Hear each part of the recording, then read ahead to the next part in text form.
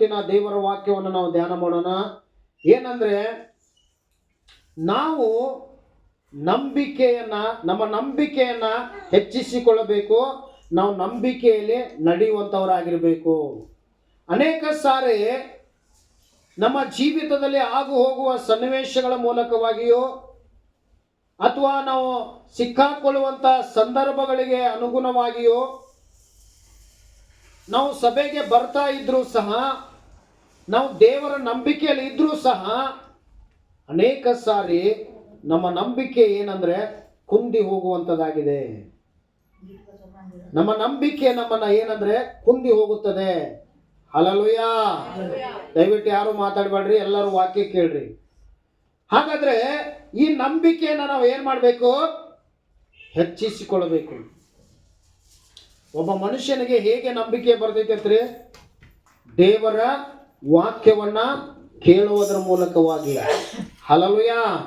ಯಾವಾಗ ದೇವರ ವಾಕ್ಯದ ಶಬ್ದ ನಮ್ಮ ಕಿವಿಗೆ ಬೀಳುತ್ತದೆಯೋ, ಆ ವಾಕ್ಯವು ನಮ್ಮ ಹೃದಯದೊಳಗಡೆ ಹೋಗಿ ಅದು ನಮ್ಮ ಒಳಗಡೆ ಏನಂದ್ರೆ ಒಂದು ವಿಶ್ವಾಸವನ್ನ ಉಂಟು ಮಾಡುವಂತದ್ದಾಗಿದೆ.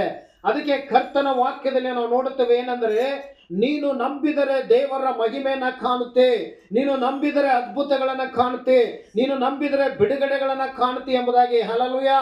ಹಾಗಾದ್ರೆ ಈ ಅದ್ಭುತಗಳನ್ನ ಕಾಣಬೇಕಾದ್ರೆ, ಬಿಡುಗಡೆಗಳನ್ನ ಹೊಂದಿಕೊಳ್ಳಬೇಕಾದ್ರೆ ನನ್ನ ಜೀವಿತದಲ್ಲಿ ಪ್ರಾಮುಖ್ಯವಾಗಿ ಇರಬೇಕಾಗಿರುವಂತದ್ದು ಏನಂದ್ರೆ ಕರ್ತನ ಮೇಲೆ ನಂಬಿಕೆ. ಹಲ್ಲೆಲೂಯಾ.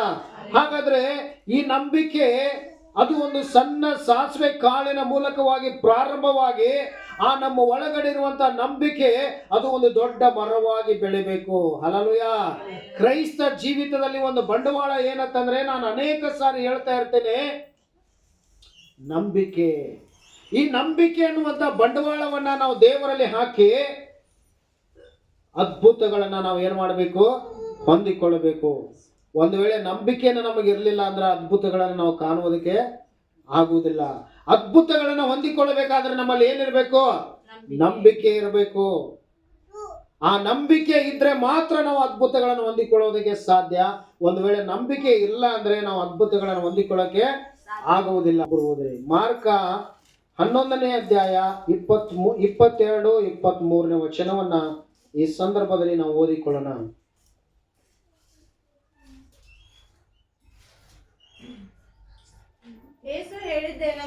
ಯೇಸು ಹೇಳಿದ್ದೇನೆಂದರೆ, ನಿಮಗೆ ದೇವರಲ್ಲಿ ನಂಬಿಕೆ ಇರಲಿ. ನಿಮಗೆ ಸತ್ಯವಾಗಿ ಹೇಳುತ್ತೇನೆ, ಯಾವನಾದರೂ ಈ ಬೆಟ್ಟಕ್ಕೆ ನೀನು ಕಿತ್ತುಕೊಂಡು ಹೋಗಿ ಸಮುದ್ರದಲ್ಲಿ ಬೀಳು ಎಂದು ಹೇಳಿ ತನ್ನ ಮನಸ್ಸಿನಲ್ಲಿ ಸಂಶಯ ಪಡದೆ ತಾನು ಹೇಳಿದ್ದು ಆಗುವುದೆಂದು ನಂಬಿದರೆ ಅವನು ಹೇಳಿದಂತೆ ಆಗುವುದು. ಮುಂದೆ ಆದ ಕಾರಣ ನೀವು ಪ್ರಾರ್ಥನೆ ಮಾಡಿ ಏನೇನು ಬೇಡಿಕೊಳ್ಳುತ್ತೀರೋ ಅದನ್ನೆಲ್ಲ ಹೊಂದಿದ್ದೇವೆಂದು ನಂಬಿರಿ, ಅದು ನಿಮಗೆ ಸಿಕ್ಕುವುದು. ಆಮೆನ್. ಹಲ್ಲೆಲೂಯಾ. ನೋಡ್ರಿ, ನೀವು ನಂಬಿಕೆಯಿಂದ ಬೆಟ್ಟಕ್ಕೆ ನೀವು ಮಾತನಾಡಿದರೂ ಸಹ ಆ ಬೆಟ್ಟ ಕಿತ್ಕೊಂಡು ಹೋಗಿ ಸಮುದ್ರದಲ್ಲಿ ಬೀಳುತ್ತದೆ ಎಂಬುದಾಗಿ ಕರ್ತನಲ್ಲಿ ನಮಗೆ ಹೇಳುವಂತವರಾಗಿದ್ದಾರೆ. ಹಾಗಾದರೆ ಬೆಟ್ಟ ಕಿತ್ಕೊಂಡು ಹೋಗುವುದೇ ನಮಗೆ ಬೇಡ. ಹಲ್ಲೆಲೂಯಾ. ಆದ್ರೆ ಬೆಟ್ಟದ ಹಾಗೆ ನಮ್ಮ ಜೀವಿತದಲ್ಲಿ ಬೆಳೆದಿರುವಂತಹ ಸಮಸ್ಯೆಗಳನ್ನ ಅದನ್ನ ಓದು ನಾವು ಎಲ್ಲಿ ಹಾಕಬೇಕು? ಸಮುದ್ರದಲ್ಲಿ ಹಾಕಬೇಕು. ಹಲ್ಲೆಲೂಯಾ. ಹಾಗಾದ್ರೆ ನಮ್ಮ ಜೀವಿತದಲ್ಲಿ ಈ ಹೋರಾಟಗಳನ್ನ, ಕಷ್ಟಗಳನ್ನ, ಸಮಸ್ಯೆಗಳನ್ನ ತಂದು ಹಾಕುವಂತವ್ರು ಯಾರು? ಸೈತಾನನು. ನಮ್ಮ ನಂಬಿಕೆ ಕಡಿಮೆ ಆಗುವಂತೆ ಮಾಡುವವರು ಯಾರು? ಸೈತಾನನು. ಹಾಗಾದ್ರೆ ಪ್ರೀತಿಯುಳ್ಳ ದೇವರ ಮಕ್ಕಳೇ, ದೇವರು ನಮ್ಮ ಕೈಯಲ್ಲಿ ಒಂದು ಅಸ್ತ್ರವನ್ನು ಕೊಟ್ಟಿದ್ದಾರೆ. ಆ ಅಸ್ತ್ರ ಏನಂದ್ರೆ, ನೀನು ನಂಬಿಕೆಯಿಂದ, ವಿಶ್ವಾಸದಿಂದ ನಿನ್ನ ಬಾಯಿಂದ ನೀನು ಏನು ಅರಿಕೆ ಮಾಡ್ತೀಯೋ, ನಿಮ್ಮ ಬಾಯಿಂದ ನೀವು ಏನು ಹೇಳ್ತೀರೋ ಅದು ನಡೀತದೆ. ನಾನು ಬೇಡಿದ್ದನ್ನ ಕರ್ತನು ನನಗೆ ಕೊಡ್ತಾನೆ ಅನ್ನುವಂಥ ವಿಶ್ವಾಸ ನಿಮ್ಮ ಒಳಗಡೆ ಬರಬೇಕು. ಆ ವಿಶ್ವಾಸ ಬರುವಾಗ ಬೆಟ್ಟದಂತ ಆಶೀರ್ವಾದಗಳನ್ನು ನಾವು ಹೊಂದಿಕೊಳ್ತೇವೆ. ಬೆಟ್ಟದಂತ ಸಮಸ್ಯೆಗಳು ನಮ್ಮನ್ನು ಏನ್ ಮಾಡ್ತವೆ? ಬಿಟ್ಟು ಹೋಗ್ತವೆ. ಹಲ್ಲೆಲೂಯಾ. ಒಂದು ವೇಳೆ ವಿಶ್ವಾಸವೇ ನಮ್ಮಲ್ಲಿ ಇರಲಿಲ್ಲ ಅಂದ್ರೆ ನಾವು ನಂಬಿಕೆಯಲ್ಲಿ ಕುಂದಿ ಹೋಗಿರುವ. ಹಲ್ಲೆಲೂಯಾ. ನೋಡ್ರಿ, ಒಂದು ಸಾರಿ ಒಂದು ಚರ್ಚಿಗೆ ಒಬ್ರು ಅಜ್ಜಿ ಪ್ರಾರ್ಥನೆಗೆ ಹೋಗಿದ್ರು. ಅಜ್ಜಿಗಳನ್ನ ತಕ್ಷಣ ಇಲ್ಲಿ ಇರುವಂತ ಅಜ್ಜಿಗಳು ನಮ್ಮನ್ನ ನೋಡಿ ಹೇಳ್ತಾ ಇದಾರೆ ಅಂತ ಅನ್ಕೋಬೇಡ್ರಿ. ಹಲ್ಲೆಲೂಯಾ. ಆವತ್ತು ಸಭೆಯಲ್ಲಿ ಪಾಸ್ಟರ್ ಅವರು ಒಂದು ಸಂದೇಶವನ್ನು ಕೊಡ್ತಾ ಇದ್ರು. ಏನಂತಂದ್ರೆ, ಯಾರ್ಯಾರಿಗೆ ನಿಮಗೆ ಸಮಸ್ಯೆ ಇದೆಯೋ ನೀವೆಲ್ಲರೂ ಪ್ರಾರ್ಥನೆ ಮಾಡುವಾಗ ಬೆಟ್ಟಗಳು ಸಹ ಏನ್ ಮಾಡ್ತವೆ, ಕಿತ್ಕೊಂಡು ಹೋಗಿ ಸಮುದ್ರದಾಗ ಬೀಳ್ತವೆ ಅಂತೇಳಿ ಅವ್ರು ಏನ್ ಮಾಡ್ತಾ ಇದ್ರು, ಪ್ರಸಂಗ ಮಾಡ್ತಾ ಇದ್ರು. ಅವಾಗ ಅಲ್ಲಿ ಹೋಗಿರುವಂತ ಒಬ್ಬ ಅಜ್ಜಿ, ಅವ್ರ ಮನೆ ಮುಂದನೆ ಒಂದು ಗುಡ್ಡ ಐತಂತ್ರಿ, ಬೆಟ್ಟ. ಅವಾಗ ಅಜ್ಜಿ ಮನಸ್ಸಿನಲ್ಲಿ ಬಂತಂತ, ಏನಂದ್ರ, ಹೌದಲ್ಲ, ನನ್ನ ಮನೆ ಮುಂದೆ ಒಂದು ಗುಡ್ಡ ಇದೆಯಲ್ಲ, ದಿನ ನಾನು ಬಾಗಲ ತೆಗೆದ ತಕ್ಷಣ ಆ ಗುಡ್ಡನ ನನಗೆ ಎದುರಿ ಕಾಣಿಸ್ತೈತಿ. ಆ ನನ್ನ ಮನೆ ಮುಂದಿನ ಗುಡ್ಡ ನನಗೆ ಹೋಗಿಬಿಟ್ಟಿತ್ತಂದ್ರೆ ಬಹಳ ಚಲೋ ಆಗ್ತೈತಿ.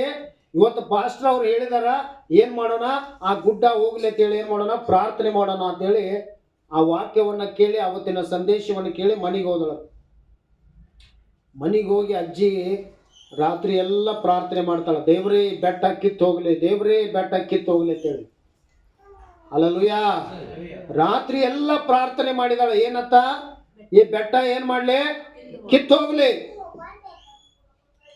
ಆದ್ರೆ ಮುಂಜಾನೆ ಎದ್ದು 6 ಗಂಟೆಗೆ ಬಾಗಲ ತೆಗೆದು ನೋಡ್ತಾಳೋ, ಆ ಬೆಟ್ಟ ಹಾಗೆ ಅಲ್ಲೇ ಐತದ. ಅವಾಗ ಅಜ್ಜಿ ಹೇಳ್ತಾಳಂತ, ಏನಂದ್ರ, ಈ ಬೆಟ್ಟ ಕಿತ್ತು ಹೋಗುದಿಲ್ಲ ಅಂತ ಮೊದಲ ನನಗೇನಿತ್ತು, ಗೊತ್ತಿತ್ತು. ಮತ್ತು ಮೊದಲ ಗೊತ್ತಿದ್ರ ರಾತ್ರಿ ಎಲ್ಲ ಪ್ರಾರ್ಥನೆ ಮಾಡಿದ್ದು ಎದಕ್ಕಾಗಿ, ವೇಸ್ಟ್ ಅಲ್ಲ. ಹಲ್ಲೆಲೂಯಾ. ಅಂದ್ರೆ ನಾವು ಅನೇಕ ಸಾರಿ ಏನ್ ಮಾಡ್ತೀವಿ ಅಂದ್ರ, ಸಣ್ಣ ಸಣ್ಣ ಕಾರ್ಯಗಳನ್ನ ನಾವು ನಂಬುತ್ತೇವೆ, ಆದ್ರೆ ದೊಡ್ಡ ಕಾರ್ಯಗಳಲ್ಲಿ ನಾವು ಏನ್ ಮಾಡೋದಲ್ಲ, ದೇವರು ಇದನ್ನ ಮಾಡ್ತಾನೋ ಇಲ್ಲೋ, ಮಾಡ್ತಾನೋ ಇಲ್ಲೋ. ಪ್ರಾರ್ಥನೆ ಮಾಡೋದಕ್ಕಿಂತ ಮುಂಚಿತವಾಗಿ ನಮ್ಮಲ್ಲೇ ಒಳಗಡೆ ಅನುಮಾನ. ಆದರೆ ನಿಮ್ಮ ನಂಬಿಕೆಯಿಂದ, ನಿಮ್ಮ ಬಾಯಿಂದ ನೀವು ಅರಿಕೆ ಮಾಡುವಾಗ, ನಂಬಿಕೆಯಿಂದ ನೀವು ಹೇಳುವಾಗ, ಇಲ್ಲಿ ವಚನದಲ್ಲಿ ಬರೆಯಲ್ಪಟ್ಟಿದೆ ಏನಂದ್ರೆ, ಅವನು ತನ್ನ ಮನಸ್ಸಿನಲ್ಲಿ ಸಂಶಯ ಪಡದೆ ನಾನು ಹೇಳಿದ್ದು ಆಗುವುದು ಎಂಬುದಾಗಿ ನಂಬಿದರೆ ಅವನು ಹೇಳಿದಂತೆ ಆಗುವುದು. ಹಲ್ಲೆಲೂಯಾ. ನೋಡ್ರಿ, ಯಾರಾದ್ರೂ ಕೆಟ್ಟತನ ಹೇಳಿಬಿಟ್ರೆ ನಾವ್ ಏನ್ ಮಾಡ್ತೀವಿ, ನಂಬಿ ಬಿಡ್ತೀವಿ, ಭಯ ಪಡ್ತೀವಿ. ಅದಕ್ಕೋಸ್ಕರ ಅಯ್ಯೋ ಅವ್ರು ಹಿಂಗಂದ್ರಲ್ಲ, ಹಂಗ ಆತಂದ್ರೆ ಹೆಂಗ್ ಮಾಡೋದು. ಕೆಟ್ಟದಕ್ಕ ಅಷ್ಟೊಂದು ಶಕ್ತಿ ಇರ್ಬೇಕಾದ್ರೆ ಇನ್ನು ಒಳ್ಳೇದಕ್ಕೆ ಎಷ್ಟು ಶಕ್ತಿ ಇದೆ ವಿಚಾರ ಮಾಡ್ರಿ ನೀವು. ಕೆಟ್ಟದ್ದನ್ನ ಮಾತ್ರ ನಮ್ಮ ಬಾಯಿಂದ ಹೇಳಿದ್ದು ನೆರವೇರ್ತೈತಿ ಎಂಬುದಾಗಿ ನಾವು ನೆನೆಸೋದಾದ್ರೆ, ಈ ಕೆಟ್ಟದಕ್ಕಿಂತಲೂ ಒಳ್ಳೆದ್ರನ್ನ ಮಾಡುವಂತ ಶಕ್ತಿಯನ್ನ ದೇವರು ನಮ್ಮ ನಾಲಿಗೆ ಮೇಲೆ ಇಟ್ಟಿದ್ದಾನ, ನಮ್ಮ ಬಾಯಲ್ಲಿ ಇಟ್ಟಿದ್ದಾನ. ಅದನ್ನ ನಂಬಿಕೆಯಿಂದ ನಾವು ಏನ್ ಮಾಡ್ಬೇಕು, ಅರಿಕೆ ಮಾಡಬೇಕು, ನಮ್ಮ ಬಾಯಿಂದ ಹೇಳಬೇಕು. ಹಲ್ಲೆಲೂಯಾ. 5ನೇ ಅಧ್ಯಾಯ 34ನೇ ವಚನ ಯಾರಾದ್ರೂ ಒಬ್ರು ಓದ್ರಿ. ಆತನು ಆಕೆಗೆ, ಮಗಳೇ, ನಿನ್ನ ನಂಬಿಕೆ ನಿನ್ನನ್ನು ಸ್ವಸ್ಥ ಮಾಡಿತು, ಸಮಾಧಾನದಿಂದ ಹೋಗು, ನಿನ್ನನ್ನು ಕಾಡಿದ ರೋಗವು ಹೋಗಿ ನಿನಗೆ ಗುಣವಾಗಲಿ ಎಂದು. ಇಲ್ಲಿ ನಾವು ನೋಡ್ತೇವೆ, ಒಬ್ಬ ಸ್ತ್ರೀ ಬಗ್ಗೆ ನೋಡ್ತಾ ಇದ್ದೇವೆ. ಆ ಸ್ತ್ರೀ ಯಾರು ಅಂತಂದ್ರೆ ರಕ್ತ ಕುಸುಮ ರೋಗಿ. ಹಲ್ಲೆಲೂಯಾ. ಈ ರಕ್ತ ಕುಸುಮ ರೋಗಿ ಎಷ್ಟು ವರ್ಷದಿಂದ ಆಕೆ ರೋಗಿ ಆಗಿದ್ದಳು? ಎಷ್ಟು ವರ್ಷ ರೀ? 12 ವರ್ಷ.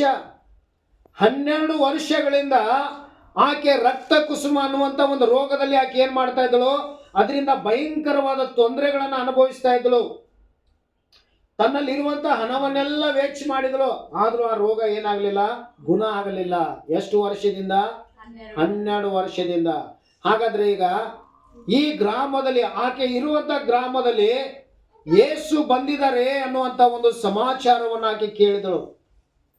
ಯೇಸು ಬಂದಿದ್ದಾರೆ ಅನ್ನುವಂತ ಸಮಾಚಾರವನ್ನ ಕೇಳಿ ಆಕೆ ಯಾವಾಗ ಯೇಸು ಈ ಊರಲ್ಲಿ ಬಂದಿದ್ದಾನೆ ಅನ್ನುವಂತ ಸಮಾಚಾರವನ್ನು ಕೇಳ್ತಾಳೋ ಆಗಲೇ ತನ್ನ ಮನಸ್ಸಿನಲ್ಲಿ ಆಕೆ ತೀರ್ಮಾನ ಮಾಡ್ತಾಳಂತೆ. ಏನ್ ತೀರ್ಮಾನ ಅಂದ್ರೆ, ಇವತ್ತು ನಾನು ಯೇಸುವಿನ ಬಳಿಗೆ ಹೋಗಿ ಆತನನ್ನ ಉಡುಪನ್ನ ಮುಟ್ಟಿದ್ರೆ ನನಗೇನಾಗುವುದು, ನೆಟ್ಟಗಾಗುವುದು. ಯೇಸುವನ್ನು ಮುಟ್ಟುವುದಕ್ಕಿಂತ ಮುಂಚಿತವಾಗಿ ಈ ತೀರ್ಮಾನ, ಈ ವಿಶ್ವಾಸ ಆಕೆಯ ಒಳಗಡೆ ಬಂತು. ಹಲ್ಲೆಲೂಯಾ. ಹಾಗೇ ನಂಬಿಕೆಯಿಂದ ಬಂದು ಯೇಸುವಿನ ಉಡುಪನ್ನ ಏನ್ ಮಾಡಿದಳು, ಮುಟ್ಟಿದಳು. ಮುಟ್ಟಿದ ತಕ್ಷಣ ಆಕೆಗೆ ಏನಾಯ್ತು, ಸ್ವಸ್ಥತೆ ಆಯ್ತು, ಗುಣವಾಯ್ತು. ಎಷ್ಟು ವರ್ಷದ ರೋಗ? 12 ವರ್ಷದ ರೋಗ. 12 ವರ್ಷದ ರೋಗ ಏನಾಯ್ತ್ರಿ, ಸ್ವಸ್ಥತೆ ಆಯ್ತು. ಹಾಗಾದ್ರೆ ಪ್ರೀತಿಯುಳ್ಳ ದೇವ್ರ ಮಕ್ಕಳೇ, 12 ವರ್ಷದ ರೋಗನ್ನೇ ದೇವರು ಗುಣಪಡಿಸಿದನ. ನಿಮ್ಮ ಒಂದೊಂದು ಸಣ್ಣ ಕಾಯಿಲೆಗಳನ್ನ, ಸಣ್ಣ ಸಮಸ್ಯೆಗಳನ್ನ ದೇವರಿಗೆ ಬಿಡುಗಡೆ ಕೊಡಕ್ಕಾಗುದಿಲ್ಲ. ಖಂಡಿತವಾಗಲೂ ದೇವರು ಬಿಡುಗಡೆ ಕೊಡ್ತಾನೆ.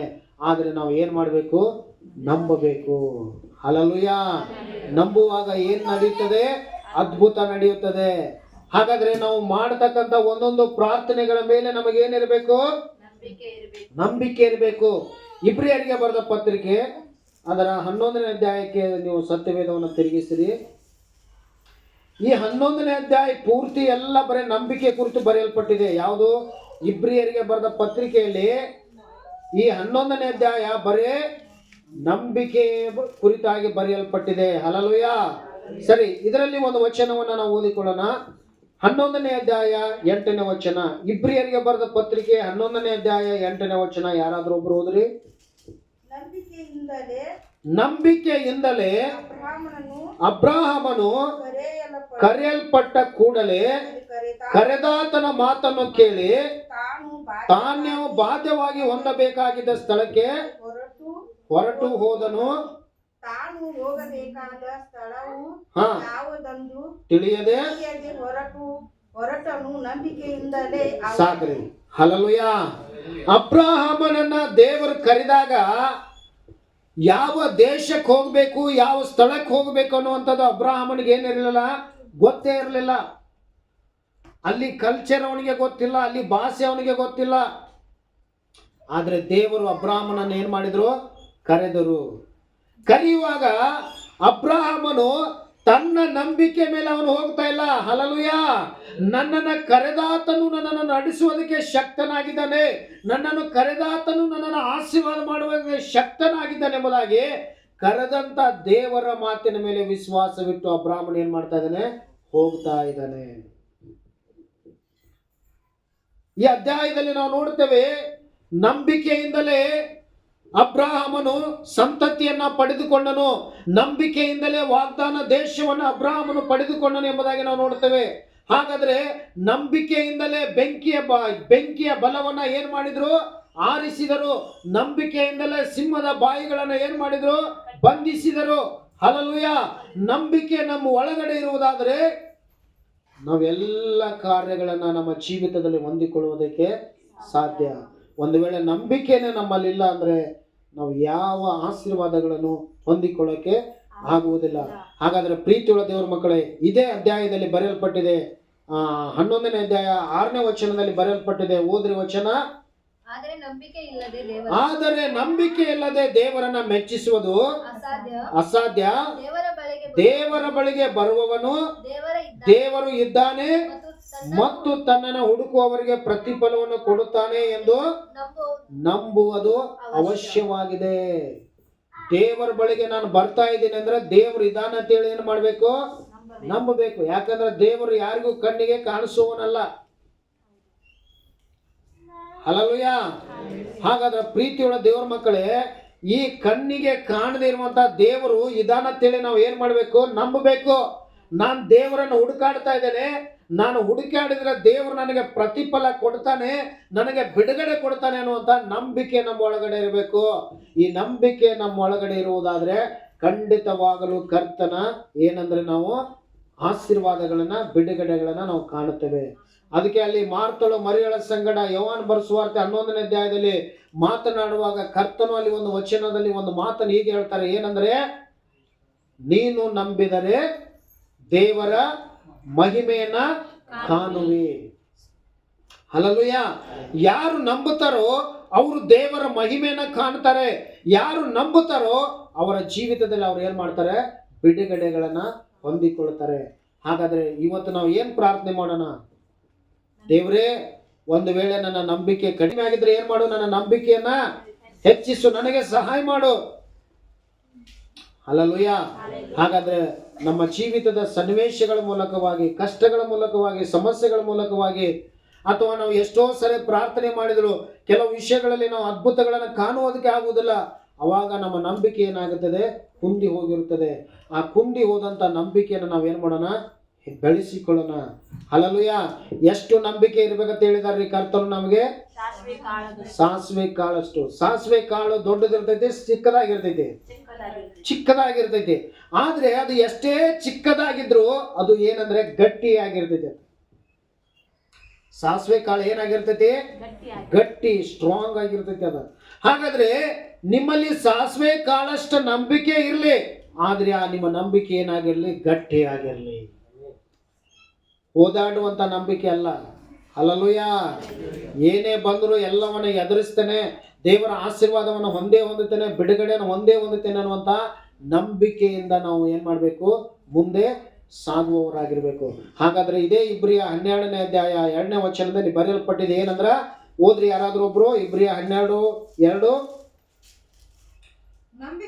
ನಂಬಿಕೆಯನ್ನ ಹುಟ್ಟಿಸುವವನು ಪೂರೈಸುವವನು ಆಗಿರುವ ಯೇಸುವಿನ ಮೇಲೆ ದೃಷ್ಟಿ ಇಟ್ಟು ನಮಗೆ ನೇಮಕವಾದ ಓಟವನ್ನು ಸ್ಥಿರಚಿತ್ತದಿಂದ ಓಡೋಣ. ಸಾಕ್ರಿ. ಹಲ್ಲೆಲೂಯ. ನಂಬಿಕೆಯನ್ನ ಹುಟ್ಟಿಸುವವನು ಆತನೇ, ಆ ನಂಬಿಕೆಯನ್ನ ಪೂರೈಸುವವನು ಆತನೇ. ಅದಕ್ಕೆ ನಾವು ಪ್ರಾರ್ಥನೆ ಮಾಡ್ತಾ ಇರ್ಬೇಕಾದ್ರ ಹಲ್ಲೆಲೂಯ, ತಕ್ಕ ಸಮಯದಲ್ಲಿ ನಾವು ಏನು ಬೇಡಿಕೊಳ್ಬೇಕೋ ನಮಗೆ ಗೊತ್ತಿಲ್ಲದ ಕಾರಣ ನಮ್ಮ ನರನಾಡುಗಳಲ್ಲಿ ಇದ್ದುಕೊಂಡು ಪರಿಶುದ್ಧಾತ್ಮನ ನಮಗೋಸ್ಕರ ಏನ್ ಮಾಡ್ತಾನಂತ ಬೇಡಿಕೊಳ್ತಾನ. ಗೊತ್ತೈತ್ರಿ ನಿಮಗ? ಕೆಲವು ಸಾರ ನೀವು ನೋಡ್ರಿ, ನೀವು ಪ್ರಾರ್ಥನೆ ಮಾಡಕ್ ಬರ್ಲಿಲ್ಲ ಅಂದ್ರೂ ನೀವು ಹೋಗಿ ಜಸ್ಟ್ ಮೊಳಕಾಲುಗಳ ಮೇಲೆ ನಿಂತುಕೊಳ್ರಿ. ನಿಮಗೆ ಗೊತ್ತಿಲ್ಲದ ರೀತಿಯಲ್ಲಿ ನಿಮಗೋಸ್ಕರ ನಿಮ್ಮ ಒಳಗಡೆ ಪರಿಶುದ್ಧಾತ್ಮನ ನರನಾಟಗಳಲ್ಲಿ ಇದ್ದುಕೊಂಡು ಆತನು ನಿಮ್ಮ ಒಳ್ಳೆಯದಕ್ಕಾಗಿ ಏನಂದ್ರೆ ಬೇಡಿಕೊಳ್ಳುವಂತವನಾಗಿರ್ತಾನೆ. ಹಲ್ಲೆಲೂಯ. ಹಾಗಾದ್ರೆ ನಾವು ನಂಬಿಕೆಯಿಂದ ನಿಲ್ಲುವವರಾಗಿರ್ಬೇಕು, ನಂಬಿಕೆಯಿಂದ ಹೋರಾಟ ಮಾಡುವಂತವರಾಗಿರ್ಬೇಕು, ನಂಬಿಕೆಯಿಂದಲೇ ನಾವು ಮುನ್ನುಗ್ಗುವಂತವರಾಗಿರ್ಬೇಕು. ಹಲ್ಲೆಲೂಯ. ನೋಡ್ರಿ, ನಂಬಿಕೆಯಿಂದಲೇ ಯೇಸುವಿನ ಮೇಲೆ ದೃಷ್ಟಿ ಇಟ್ಟು ನಮಗೆ ನೇಮಕವಾದ ಓಟದಲ್ಲಿ ನಾವು ಸ್ಥಿರಚಿತ್ತದಿಂದ ಏನ್ ಮಾಡೋಣ, ಓಡೋಣ. ನಾವು ಸ್ಥಿರಚಿತ್ತದಿಂದ ಎಡಕ್ಕೆ ಬಲಕ್ಕೆ ನೋಡದೆ, ಲೋಕದ ಜನರನ್ನ ನಾವು ನೋಡದೆ ನಾವು ಓಡೋದಾದ್ರೆ ಖಂಡಿತವಾಗಲು ದೇವರು ನಮ್ಮ ನಂಬಿಕೆಯನ್ನ ಆಶೀರ್ವದಿಸಿ ನಮ್ಮ ಜೀವಿತದಲ್ಲಿ ಅದ್ಭುತಗಳನ್ನು ನಡೆಸುವಂತವನಾಗಿದ್ದಾನೆ. ಎಲ್ಲರ ಕಣ್ಣುಗಳನ್ನು ಮುಚ್ಚಿ ಸ್ವಲ್ಪ ಸಮಯ ಈ ವಾಕ್ಯಕ್ಕಾಗಿ ನಾವು ಪ್ರಾರ್ಥನೆ ಮಾಡಿಕೊಳ್ಳೋಣ. ಪ್ರೀತಿಸುವ ದೇವರೇ, ಒಳ್ಳೆಯ ಸಮಯಕ್ಕಾಗಿ ಸ್ತೋತ್ರ. ಕೊಟ್ಟಂತ ವಾಕ್ಯಗಳಿಗಾಗಿ ನಾವು ಸ್ತೋತ್ರ ಮಾಡುತ್ತೇವೆ ಅಪ್ಪ. ನಂಬಿಕೆಯನ್ನ ಹುಟ್ಟಿಸುವವನು ಪೂರೈಸುವವನು ನೀನಾಗಿದೆ ಕರ್ತನೆ. ಇವತ್ತು ಒಂದು ವೇಳೆ ನಮ್ಮ ಒಳಗಡೆ ನಂಬಿಕೆ ಕಡಿಮೆ ಆಗಿದ್ರೆ ಆ ನಂಬಿಕೆಯನ್ನು ನೀನು ಹೆಚ್ಚಿಸಬೇಕು ಎಂಬುದಾಗಿ ನಾವು ಪ್ರಾರ್ಥಿಸ್ತೇವೆ ಕರ್ತನೆ. ಅಪ್ಪ, ಇದುವರೆಗೂ ಯಾವ ಆಶೀರ್ವಾದ ಬಿಡುಗಡೆಗಳನ್ನು ಹೊಂದಿಕೊಳ್ಳಕ್ ಆಗಿಲ್ಲೋ, ಇವತ್ತು ನಾನು ನಂಬುತ್ತೇನೆ, ನನ್ನ ನಂಬಿಕೆಯನ್ನು ಹೆಚ್ಚಿಸು ಕರ್ತನೆ. ಅಪ್ಪ, ನೀನೇ ನನ್ನ ನಂಬಿಕೆ ಮೂಲಕವಾಗಿ ದೊಡ್ಡ ದೊಡ್ಡ ಅದ್ಭುತ ಕಾರ್ಯಗಳನ್ನು ಮಾಡಿ ಮಹಿಮೆ ಮಾಡುವಂತ ದೇವರಾಗಿದೆ, ಮಹಿಮೆ ಪಡಿಸುವಂತ ದೇವರಾಗಿದೆ. ನಿನಗೆ ಸ್ತೋತ್ರ ಕರ್ತನೆ. ಕೊಟ್ಟಂತ ಎಲ್ಲ ವಾಕ್ಯಕ್ಕಾಗಿ ನಾವು ಸ್ತೋತ್ರ ಮಾಡುತ್ತೇವೆ. ನಮ್ಮ ಒಳಗಡೆ ತಂದು ಹಾಕುವಂತ ಎಲ್ಲ ಪಿಶಾಚಿ ಕಾರ್ಯಗಳು ಲಯವಾಗಿ ಹೋಗಲಿ ಯೇಸುವಿನ ನಾಮದಲ್ಲಿ ಕರ್ತನೆ. ನಮ್ಮ ಒಳಗಡೆ ನಂಬಿಕೆಯನ್ನು ತುಂಬಿಸಿ ಈ ನಂಬಿಕೆ ಮಾರ್ಗದಲ್ಲಿ ನಮ್ಮನ್ನು ನಡೆಸಬೇಕೆಂದು ಯೇಸುವಿನ ನಾಮದಲ್ಲಿ ಪ್ರಾರ್ಥಿಸಿ ಬೇಡುತ್ತೇವೆ ಪರಲೋಕದ ಸ್ವರ್ಗೀಯ ತಂದೆಯೇ. ಆಮೇನ್, ಆಮೇನ್.